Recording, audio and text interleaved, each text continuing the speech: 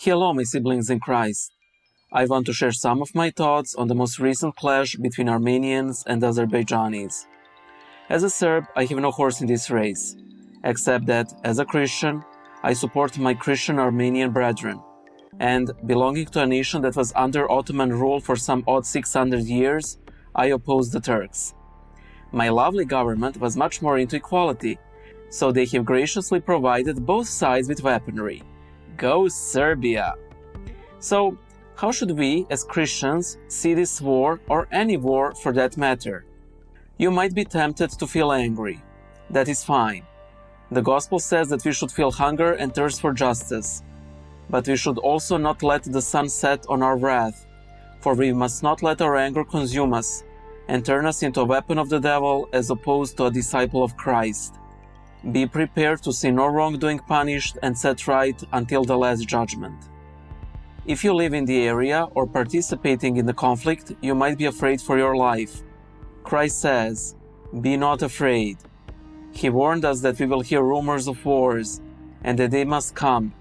They must come not because God wills it so, but because we are so darkened in our minds and hearts that evil can and will cause great devastation worldwide.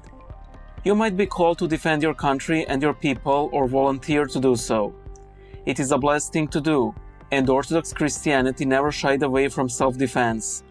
Greater love hath no man than this, that a man lay down his life for his friends. Bear in mind that your enemies, even if they assault unjustly, have people in their homeland who worry for them and pray for their protection. Us Christians aren't advised, but commanded to love our enemies, to forgive them, and to pray for them.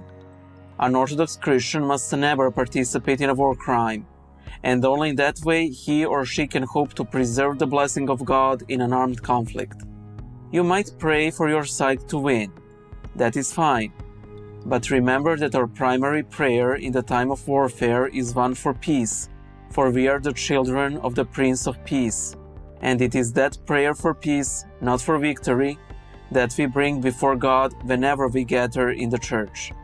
Lastly, a word on the world politics. With very few exceptions, world politics is the absolute dominion of the infernal forces. Barely any decision there isn't made for the sole purpose of profit or further destruction of fellow man. You may think that following world news will bring you ideas to pray for, but in all probability, they won't prompt you to pray, but to drown in anxiety.